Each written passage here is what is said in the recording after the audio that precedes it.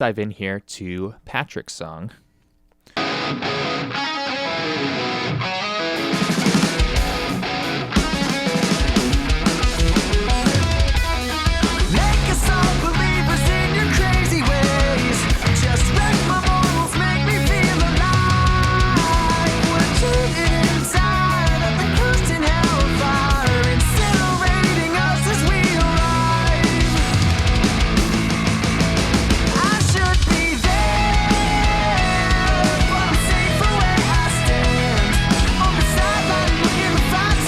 Okay, so obviously this is like mastered.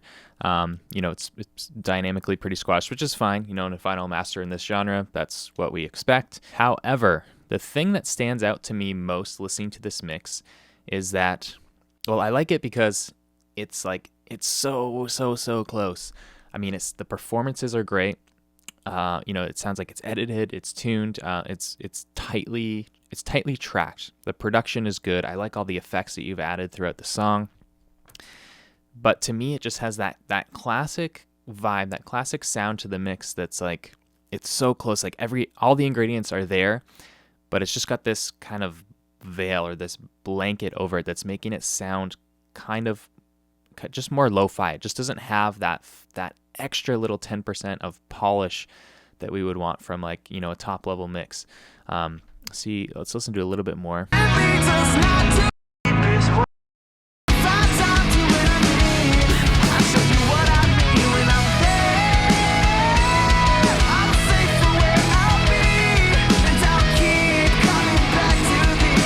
It just sounds like everything's a little bit clouded. So to me, when this happens, it's usually a matter of over-processing or just doing too much in the mix.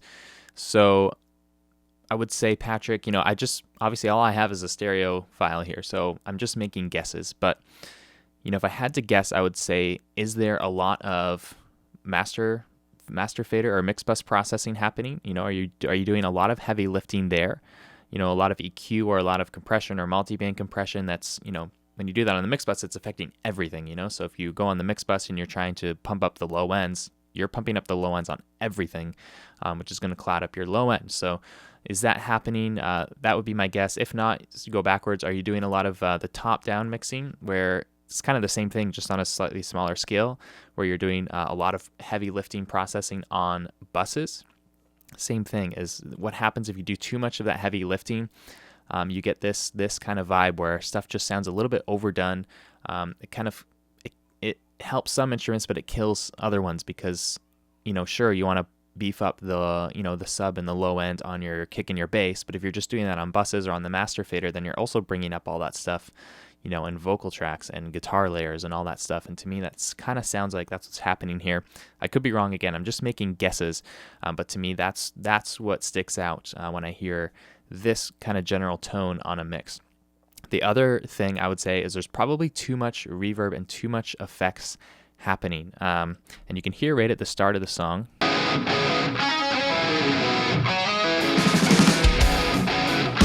So there's a healthy amount of reverb on those intro guitars there. I actually don't mind it at all on the intro there. I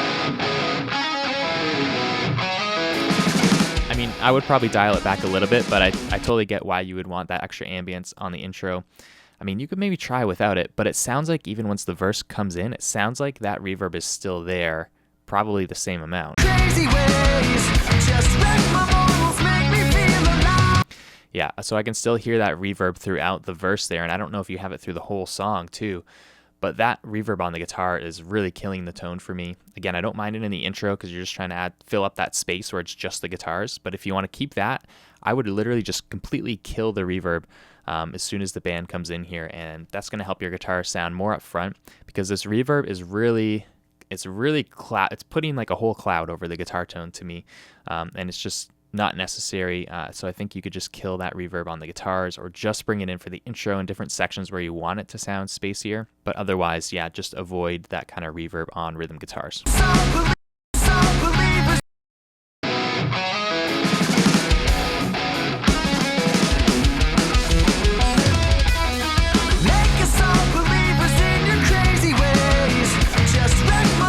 I love your bass tone. You can even hear it over here, I think. Yeah, the bass tone is awesome. A little bit loud. It's kind of a minor mix tweak, but I think you could bring down the bass a little bit in this mix. A couple other things to point out. The drums, again, the drum sounds themselves are really good, but I'm losing a little bit of the impact and punch, so this could be too much limiting and just too much loudness stuff happening on the mix bus. Or during mastering, maybe not the greatest mastering job. That's kind of just killing a lot of the transient impact on the mix. Like there's no, you don't get the sense that the impact of the drums is hitting above the mix at all. It actually sounds like everything else is louder. So yeah, I think either on a drum bus or on the mix bus, you're just squashing the transients too much.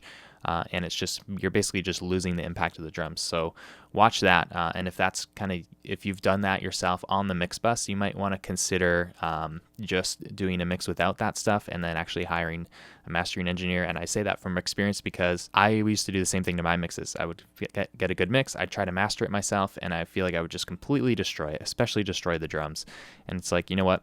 I don't want to be a mastering engineer. That's not my thing. So I send it off to someone else who knows how to get that volume without totally destroying my drums, which I love. So that's something to think about. Again, I'm just making guesses here. So that was another factor is the drums. Again, tones are great. You might want to check reverb on that too. Maybe you have too much reverb on the whole kit that's clouding that up. Check that out and see. And lastly, just dynamic movement through the song. So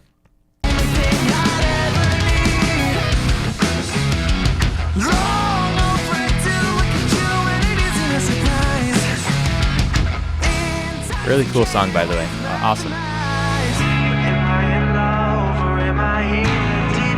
Okay, so right here, so we're going into like from a really cool part into like a quieter, mellow section, and then it gets loud again. But let's listen to this.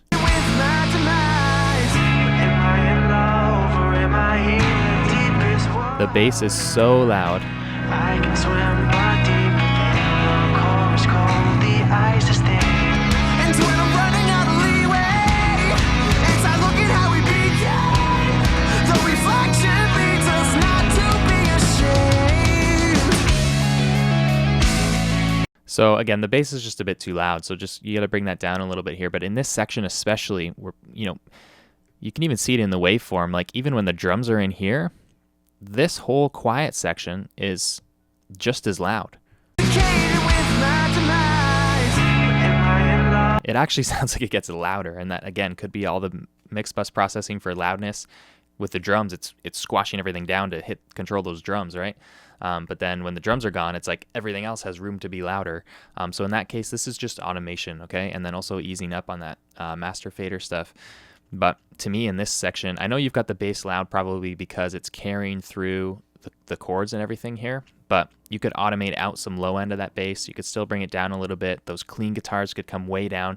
You want to actually create an exaggerated drop here in this section so that when the drums kick in again and it gets big, you have that impact. And I think that you could apply that to basically the entire song here. There's different sections where it's coming in and out in terms of being a heavy feel to being a quieter feel, and you could really emphasize those and kind of make a lot more overall impact. So we talked about the kind of impact on a minor scale with actual drum hits, but you can actually, on a macro scale, zooming out on the whole mix, you can have more of a dynamic flow through the song by making sure that the bigger parts sound bigger and then the quieter parts sound quieter. It sounds like this is very much just a mix where everything is being pushed.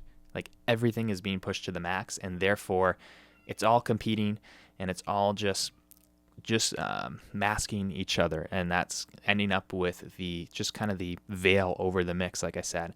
So again, this is like, Patrick, it's so close. Like it's so close to like a top-notch mix. So great job on tracking, great job on everything, all the tones, everything's great. So well done, but just I would say try to zoom in a little more on track by track control if you're doing a lot of top down or bus processing, and just maybe try to ease up on the effects, the reverb, and just try to have things, choose what you want to be in front, and then choose what elements you want to be the biggest and the focal point, and then let the other ones sit back and let those dynamics flow throughout the song.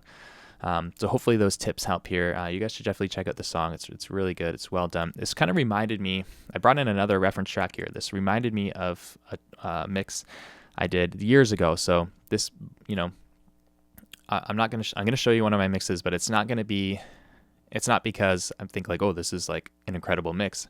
I'm sure it could be done better, but basically the band gave me this EP to mix because they weren't happy with the original mix, and the original mix was very much like this. It was like everything really pushed to the max, everything really like just slammed, and therefore it just like didn't have the clarity, and it just had this sound. Like it sounded like the ingredients were there, but it was just cloudy and just didn't have that extra 10% of polish on it. So let me play a little bit of this, and then I'll play you the song I'm talking about here.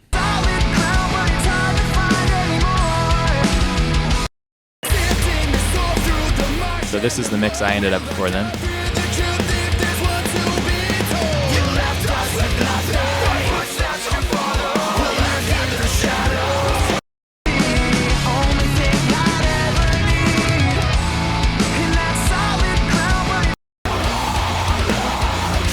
Do you hear how there's there's just an extra crispness and sharpness to especially the drums, like the snare and the cymbals and the vocals too. So again, we'll bounce back and forth.